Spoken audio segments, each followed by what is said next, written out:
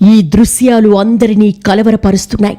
చంటి పిల్లలనైనా సరిహద్దులు దాటించాలని ఆ తల్లుల ఆరాటం ఆవేదన కలిగిస్తోంది. ఆఫ్ఘన్లో తాలిబన్ల పాలన ఏ స్థాయిలో అరాచకంగా ఉండనుందో, ఎన్ని కఠిన శిక్షలు, ఎంత దుర్మార్గపు నిబంధనలు అమలవుతాయో, సామాన్య ప్రజలు ఎదుర్కోబోయే కష్టాల గురించి ఊహిస్తే ఆవేదన, ఆందోళన కలుగుతోంది. ఆఫ్ఘన్లో తాలిబన్ల పాలన ఇక ముందు ఎలా ఉండబోతోందో, ఆఫ్ఘన్ల భవిష్యత్తు ఎలా ఉండబోతుందో కొన్ని ఘటనలు ప్రపంచానికి ఇప్పటికే తెలుస్తున్నాయి. రేపేమిటి అన్న ఆందోళన అందరిలో నెలకొంది. 20 ఏళ్ల కాలంలో తాలిబన్ల నుండి తాలిబన్ల వరకే వచ్చి ఆగిన ఆఫ్ఘనిస్తాన్లో దశాబ్దాలుగా యుద్ధ భూమిలో చావు బతుకుల పోరాటంలో కాలం వెళ్లదీస్తున్నారు ఆఫ్ఘన్లు. సాధారణ జీవితమే ఓ కలగా మారి బానిసత్వపు అంచున బతుకుతున్న లక్షలాది అభాగ్యులు. ఏంటిదంతా? ఎవరి ప్రయోజనాల కోసం ఈ ఆట నడుస్తోంది? అసలు అమెరికా ఆఫ్ఘన్కు ఎందుకు వచ్చింది? ఎందుకు అర్ధాంతరంగా నిష్క్రమించింది? అక్కడ అమెరికా సాగించిన అరాచకమేంటి? ఆ దేశం చేస్తున్నదంతా లోక కళ్యాణానికేనా? పెద్దన్న ఎత్తుల వెనుక ఏ ప్రయోజనాలున్నాయి? ఆఫ్ఘన్ పరిణామాలలో అమెరికా బాధ్యత ఎంత? ఇదే ఈరోజు చైర్మన్స్ డెస్క్.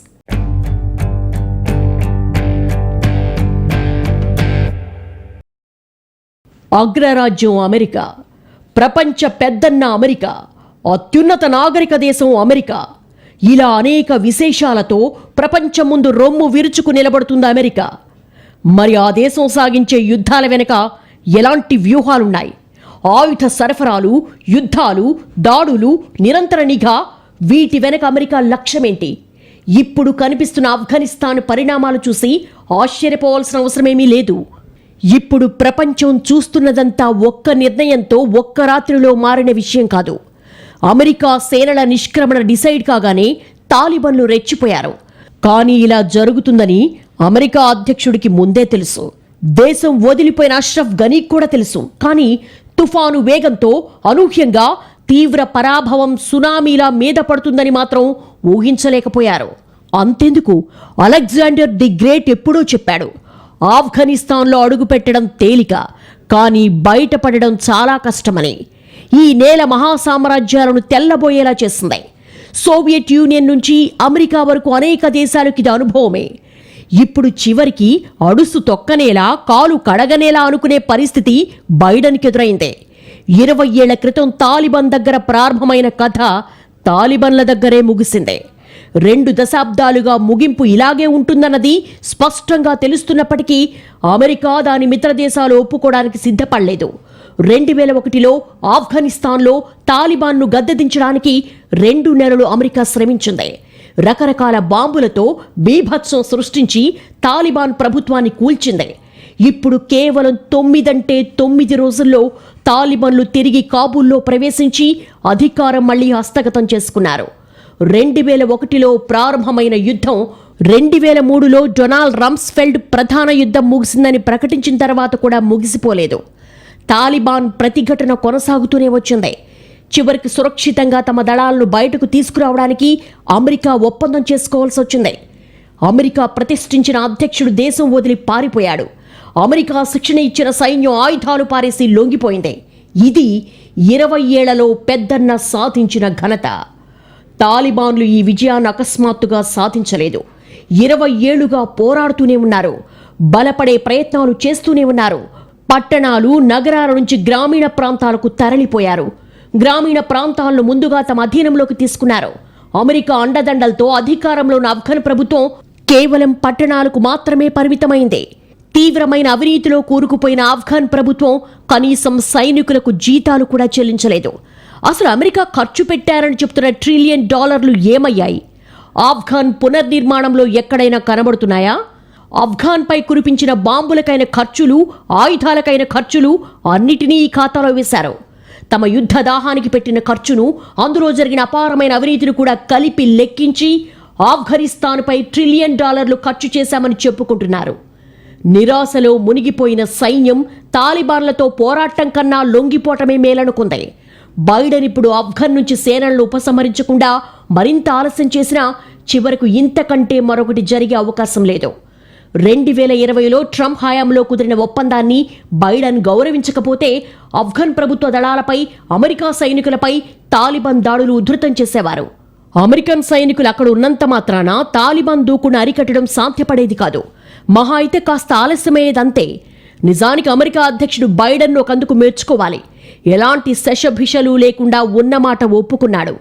ఇక్కడ ఉండి చేసేదేం లేదన్నాడు. ఆఫ్ఘనిస్తాన్లో అమెరికా సైనిక దాడుల ముగింపు ఇంత పేలవంగా పారిపోయినట్టుగా ఉండవలసింది కాదని ఎవరు ఎన్ని వాదనలు వినిపించినా ఇది ఒక్క బైడెన్ పాపం కాదు. అంతకుముందు 3 అమెరికా అధ్యక్షుల పాపం ఇదే. నాటి అధ్యక్షుడు నిజాలు నిర్మోహమాటంగా బైడెన్ లాగా ఒప్పుకుని ఉంటే ఇదంతా జరిగేదే కాదు. ఇరాక్లో జన సంహారక ఆయుధాలు ఉన్నాయన్న అబద్ధపు కట్టుకథలను అమెరికా ప్రచారం చేసి ఇరాక్ను నాశనం చేయకపోతే చరిత్ర మరోలా ఉండేది. గత 20 సంవత్సరాల అమెరికా తప్పిదాలే ఇప్పుడు ప్రపంచం ముందు స్పష్టంగా ఉన్నాయి. అయితే ఆఫ్ఘనిస్తాన్లో తాలిబాన్ల పాలన ఎలా ఉంటుంది? గతమే మళ్లీ రిపీట్ అవుతుందా? అరాచకాలు కొనసాగుతాయా? ఇవన్నీ చర్చించాల్సిన అంశాలే. అంతర్జాతీయ సమాజం స్పందించినా అవసరమైన దగ్గర ఒత్తిడి తీసుకురావాల్సిన విషయాలే. ఏ దేశ వ్యవహారాలైనా ఓ పరిధి దాటిన తర్వాత అంతర్గత విషయం అనే సమర్థింపు వీలు కాదు. అప్పుడు ఇరుగు పొరుగు దేశాల నుండి యుఎన్ఓ వరకు అందరికీ స్పందించడానికి సహాయమో, నిరసనో, ఆంక్షలనో సందర్భానుసారం తెరపైకి తెచ్చే పరిస్థితి ఉంటుంది. ఇప్పుడు తాలిబాన్ల అరాచకాల గురించి మాట్లాడటం ఎంత ముఖ్యమో అంతే స్థాయిలో అమెరికా 20 ఏళ్లుగా ఏం సాధించింది, దీని వెనక ఏం జరిగింది, ఏం ఒరగబెట్టింది అన్నది కూడా చర్చించాలి. అమెరికా లక్ష్యమేంటి? అసలు అమెరికా ఆఫ్ఘనిస్తాన్లో ఎందుకు అడుగుపెట్టిందన్న అంశాలు కూడా కీలకమైనవే. ఎందుకంటే తనను తాను అగ్రరాజ్యంగా భావించుకునే అమెరికా తన సమస్యను ప్రపంచానికి వచ్చిన సమస్యగా కలరింగిచ్చి ఏం చేసినా లోక కళ్యాణం కోసమనేలా చెప్పుకునే అమెరికా కొద్ది దశాబ్దాలుగా వివిధ ప్రపంచ దేశాల్లో చేసిన నిర్వాకాలు అన్నీ ఇన్ని కావు. గతం సంగతి పక్కన పెడితే ఇప్పుడు ఆఫ్ఘన్ వ్యవహారం తాజాగా కళ్ల ముందే ఉంది. ఈ ధోరణి మారకపోతే మరిన్ని అరాచకాలకు అవకాశం ఉంటుంది. అందుకే దీన్ని ప్రపంచం గుర్తించాల్సిన అవసరం ఉంది. మాటల్లో తప్ప అమెరికా చేతల్లో ఎక్కడైనా ప్రజాస్వామ్యం కనిపించిందా? అమెరికా ఇప్పుడు సృష్టించిన సంక్షోభం చిన్నది కాదు. ఆ రోజు రష్యాను ఎదుర్కోవడానికి తాలిబాన్లను తయారు చేసింది. ఇప్పుడు తన అవసరం తీరిన తర్వాత తప్పుకుంది. చివరకు నష్టపోయింది ఆఫ్ఘన్లు. అమెరికా తన ప్రయోజనాల కోసం ఆడే ఆట ఎంత దారుణంగా ఉంటుందో ఆఫ్ఘనిస్తాన్ పరిస్థితి చెప్తుంది. ఈ రోజు అక్కడున్న కోట్లాది ప్రజల పరిస్థితి ఏంటి? అన్నం నీళ్లే కాదు, ప్రాణాలకు కూడా గ్యారంటీ లేదు. వేల మంది విమానాల కోసం పడిగాపులు కాస్తున్నారు. ఈ దుస్థితి ఎందుకొచ్చింది? మనుషుల్ని చంపి రాజ్యాలను ఆక్రమించుకోవడాన్ని ప్రపంచం మరిచిపోయింది. దాన్ని మళ్లీ తెరమీదికి తెస్తున్నారు. ఇరాన్, ఇరాక్, సిరియా, లిబియా ఇలా తన అవసరాల కోసం, ఆధిపత్యం కోసం, పగ ప్రతీకారం కోసం, ఆయిల్ దాహం కోసం అమెరికా సాగిస్తున్న అరాచకాలు అన్నీ ఇన్ని కాదు. ఈజిప్ట్లో ప్రజాస్వామికంగా ఎన్నికైన ప్రభుత్వాన్ని కూల్చి నియంత్రణను ప్రతిష్ఠించింది అమెరికాయే. ఇక ఇరాక్లో సాగించిన అరాచకానికి ఆ దేశం ఇంకా శిథిల స్థితిలోనే ఉండిపోయింది. అటు సిరియా పరిస్థితి అంతే. లిబియాలో గడాఫీని దుర్మార్గంగా చంపడం వెనక ఉన్నది ఇలాంటి కారణాలే. అమెరికా 2001లో ఆఫ్ఘనిస్తాన్పై దాడి చేసింది. అంతకుముందు ఆఫ్ఘనిస్తాన్ అమెరికాపై ఒక్క బుల్లెట్ కూడా కాల్చలేదు. అలాగే అమెరికన్ పౌరులెవ్వరూ కూడా తాలిబాన్ల వల్ల చనిపోలేదు. కానీ తానే సృష్టించిన అల్ ఖైదా తనపైనే రివర్స్ అవడం అమెరికాకు భరించలేనిదిగా మారింది. జంట టవర్లపై దాడులు జరిగినప్పుడు ఒసామా బిన్ లాడెన్ తాలిబాన్ల ఆశ్రయంలో ఉన్నాడు. జంట టవర్లపై దాడికి లాడెన్ కారకుడని నిరూపించే సాక్ష్యాలు తమకు చూపిస్తే తామే అప్పగిస్తామని తాలిబాన్లు చెప్పారు. కానీ నాటి అమెరికా అధ్యక్షుడు సాక్ష్యాలు చూపలేదు. యుద్ధానికి దిగాడు. 20 ఏళ్లు యుద్ధం చేసిన అమెరికా తీవ్ర పరాభవంతో ఇప్పుడు వెనక్కు మళ్లింది. $1 ట్రిలియన్ ఈ యుద్ధానికి ఖర్చు చేసింది. ఈ 20 ఏళ్లలోనూ అమెరికా నాటో దళాల ప్రభావం పట్టణాలకే పరిమితమైంది. మిగిలిన దేశమంతా తాలిబాన్ అధీనంలోనే ఉంది. ఇప్పుడు మళ్లీ మొత్తం ఆక్రమించుకున్నారు. నిజానికి 2001లో అమెరికా దాని మిత్రదేశాలు చెప్తోంది ఒకటే: బలమైన, స్థిరమైన, సమర్థవంతమైన పాలనలో ఆఫ్ఘనిస్తాన్ ఉంచుతామన్నారు. ఇది అప్పటి అమెరికా అధ్యక్షుడు బుష్ హయాం నాటి అమెరికా లక్ష్యం. కానీ ఒబామా కాలం నాటికి దాని స్థాయి కాస్త తగ్గి అక్కడ ఎటువంటి తీవ్రవాద కార్యకలాపాలకు చోటు లేకుండా చేస్తాంగా మారింది.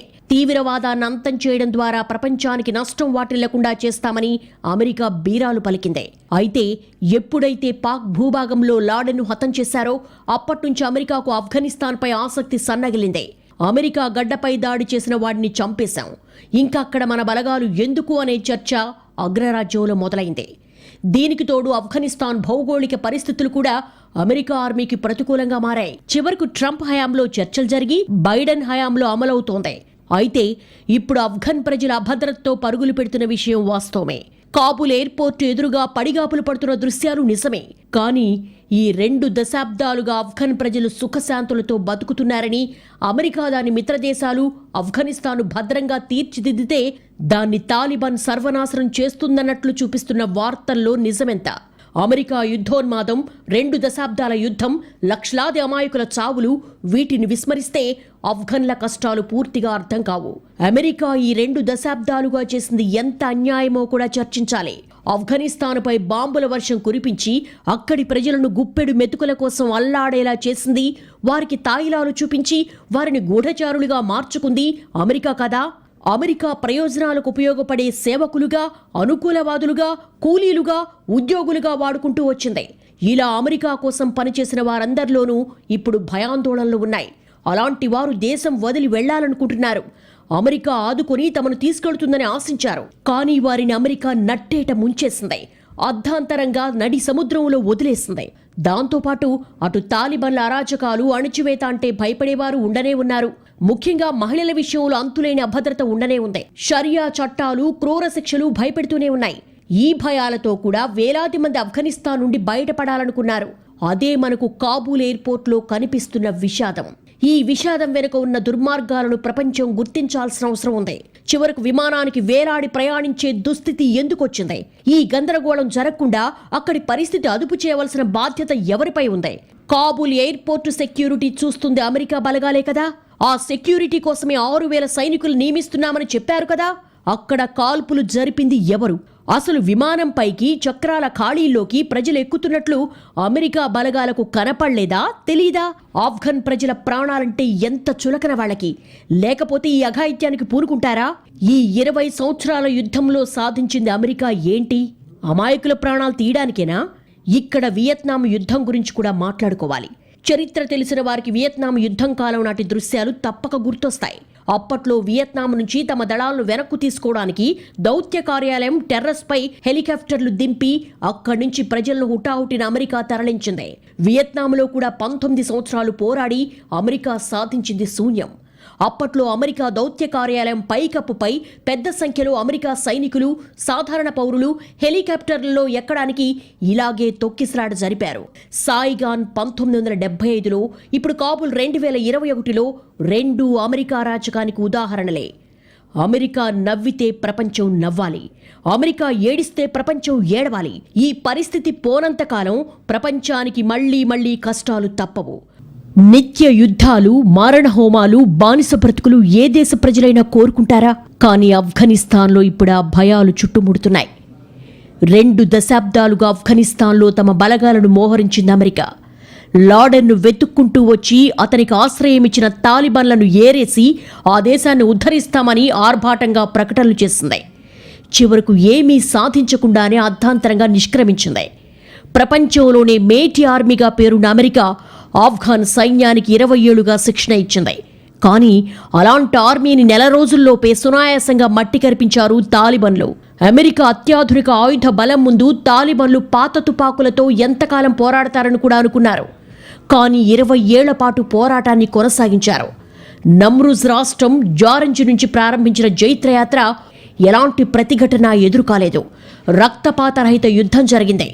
అమెరికా శిక్షణ ఇచ్చిన ఆఫ్ఘన్ సైన్యం పోరాడనే లేదు. పోరాటానికి ముందు ఆయుధాలు పారేసి లొంగిపోయింది. ఒక రకంగా చెప్పాలంటే పారిపోయింది. కాబూల్లో ప్రభుత్వ దళాలు లొంగిపోతే ఒక్క బుల్లెట్ కూడా కాల్చమన్నారు తాలిబాన్లు. తాలిబాన్లు ఎంత వేగంగా కాబూల్లోకి ప్రవేశించారంటే అమెరికా అధ్యక్షుడు కనీసం ఊహించలేకపోయాడు. ఆఫ్ఘన్ యుద్ధంలో 20 ఏళ్ల కాలంలో అమెరికా సుమారు $2 లక్షల కోట్ల వెచ్చించింది. ఇంత సొమ్మును ఆఫ్ఘనిస్తాన్లో కుమ్మరించడంపై అమెరికా వాసులు గుర్రుగా ఉన్నారు. పోనీ ఇంత వెచ్చించినా అనుకున్న ఫలితం సాధించారా అంటే అది కూడా లేదు. ఒక్కటంటే ఒక్కటి నిలిచిపోయే పని చేయలేదు. ఆఫ్ఘన్లో చేపట్టిన పలు ప్రాజెక్టులు ఏమాత్రం పనికిరావని నివేదికలు చెప్తున్నాయి. అడుగడుగున అవినీతి రాజ్యమేలిందే. ఉదాహరణకు 20 విమానాలు 4,000 కోట్లు ఖర్చు చేసుకుని వాటిలో 16 విమానాల్లో రిపేర్ వస్తే చివరకు 23 లక్షలకు తుక్కు వ్యాపారులకు అమ్మేశారు. ఇంతకంటే దారుణం ఉంటుందా? లక్షల కోట్లు ఖర్చు చేసి ఆఫ్ఘన్ ప్రజల కోసం ఓ రోడ్డు వేయలేదు, ఓ గట్టి భవనం కట్టలేదు, ఓ ప్రాజెక్టు లేదు. చేసిందల్లా సైన్యం, ఆయుధాలు, దాడులు. ఇలాంటి వ్యవహారం అక్కడ సుస్థిర ప్రభుత్వాన్ని ఎలా నిలబెడుతుంది? ఆఫ్ఘనిస్తాన్ సైన్యానికి శిక్షణ నిమిత్తం కూడా 20 ఏళ్లలో భారీగా వెచ్చించారు. కానీ తాలిబాన్లు ఆక్రమణలు మొదలుపెట్టాక కనీస ప్రతిఘటన కూడా ఇవ్వకుండా ఆఫ్ఘన్ సైన్యం లొంగిపోయింది. ఇప్పుడు పదుల సంఖ్యలో విమానాలు, హెలికాప్టర్లు, 100 టన్నుల ఆయుధాలు, మందుగుండు కూడా తాలిబాన్ల పాలైందే. 4 అమెరికా అధ్యక్షులు, 20 ఏళ్ల కాలం, లక్షల కోట్ల రూపాయల ఖర్చు, అంతా బూడిదలో పోసిన పన్నీరు. ఇప్పుడు పెనంలోంచి పొయ్యిలోకి పడ్డ ఆఫ్ఘన్ తాజా దుస్థితికి అమెరికానే మొదటి కారణం. ఎందుకంటే తమ గూఢచార సంస్థ సిఐఏను వాడి తాలిబాన్లను, ఉగ్రవాదాన్ని ప్రేరేపించింది అమెరికాయే. రష్యా, చైనాలకు వ్యతిరేకంగా మొదట తాలిబాన్లను, వారి స్థావరాలను పెంచి పోషించింది. ట్విన్ టవర్స్ దాడి తర్వాత ఆఫ్ఘనిస్తాన్నే స్వాధీనం చేసుకుంది. అల్-ఖైదా దానికి దన్నుగా ఉన్న తాలిబాన్లకు బుద్ధి చెబుతామని నాటో మిత్రదేశాల సహకారంతో తిష్టవేసింది. ఆఫ్ఘనిస్తాన్ను సుస్థిర ఆధునిక దేశంగా తీర్చిదిద్దుతామని ప్రకటించి చావు తప్పి కన్ను లొట్టపోయి ఆఫ్ఘన్ని సంక్షోభంలో పడేసి ఇంటిదారి పట్టింది. తన సామ్రాజ్యవాద ప్రయోజనాలు, ఆధిపత్య అవసరాలు, ఆయిల్ నిల్వలు, ఆయుధ విక్రయాలు, వ్యాపార లాభాలు ఇవే అమెరికాకు కావాలి. దానికోసం ఎంతకైనా వెళుతుంది, ఏమైనా చేస్తుంది. తాలిబాన్ల విస్తరణ శక్తిని, ఆఫ్ఘన్ సైనిక చేవను, అక్కడి కీలుబొమ్మ ప్రభుత్వ సామర్థ్యాన్ని అంచనా వేయడంలో అమెరికా ఘోరంగా విఫలమైంది. ఇదంతా అమెరికా చరిత్రలోనే హీనమైన ఓటమికి తార్కాణం. అనుచిత జోక్యాలు, ఆధిపత్య పోకడలు, స్వప్రయోజనాల కోసం అరాచకాలు, చివరకు జారుకోవడం అమెరికాకు కొత్తేమీ కాదు. 1970లో వియత్నాం నుంచి, 2011లో ఇరాక్ నుంచి, ఇప్పుడు ఆఫ్ఘన్ నుండి వైదొలగడాలు వైఫల్యాలే తప్ప విజయాలు కానే కావు. అమెరికా అరాచకం సాగించింది అంటే తాలిబాన్లతో ఆఫ్ఘన్లకు మంచి జరుగుతుందని కాదు. అక్కడి ఉండే సమస్యలు అక్కడ ఉన్నాయి. కాబూల్లో జరుగుతున్న ఘోరాల గురించి ఇప్పుడు మీడియా హోరెత్తుతోంది. వ్యాపార ప్రకటనల కోసం గోడలపై మహిళల చిత్రాలు తుడిచేశారని, ఓ 2కి గుండు కొట్టించారని, ఒకరిద్దరిని కాల్చి చంపారని వార్తలొస్తున్నాయి. తాలిబాన్లు ఇప్పుడు వీధుల్లో గస్తీ తిరుగుతున్నారు. కాబూల్లో సాధారణ జీవితం నెలకొన్నట్టు కనిపిస్తున్నా అధికార మార్పిడి పూర్తిగా జరిగి తాలిబాన్ల పాలన స్థిరమైన తర్వాత కానీ వాస్తవాలు తెలియవు. కానీ గత అనుభవాలు పీడకలల్లా ఆఫ్ఘన్లను వెంటాడుతున్న మాట వాస్తవం.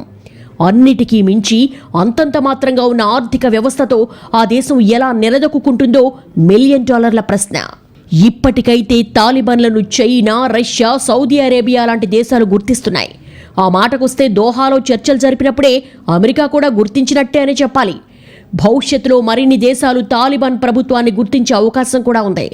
తాలిబాన్ల కఠిన శిక్షల్లో, అమానవీయ పాలనలో ఎంత దుర్మార్గముందో అటు అమెరికా అత్యాశలో, స్వప్రయోజనాల ఆరాటంలో అమెరికా సాగించేది అంతకంటే దుర్మార్గం, అంతకంటే అమానుషం. ఈ రెండింటి మధ్య నలిగిపోయింది మాత్రం అమాయకులైన ఆఫ్ఘన్లు. 2012 నుండి సుమారు 50 లక్షల మంది ఆఫ్ఘన్లు దేశం విడిచి వెళ్లిపోయారు. ఎంతో మంది శరణార్థులుగా మారారు. ఆశ్రయం కోసం ఇతర దేశాలకు వెళ్లిన యుద్ధ శరణార్థుల సంఖ్య విషయంలో ఆఫ్ఘనిస్తాన్ ప్రపంచంలోనే 3వ స్థానంలో ఉంది.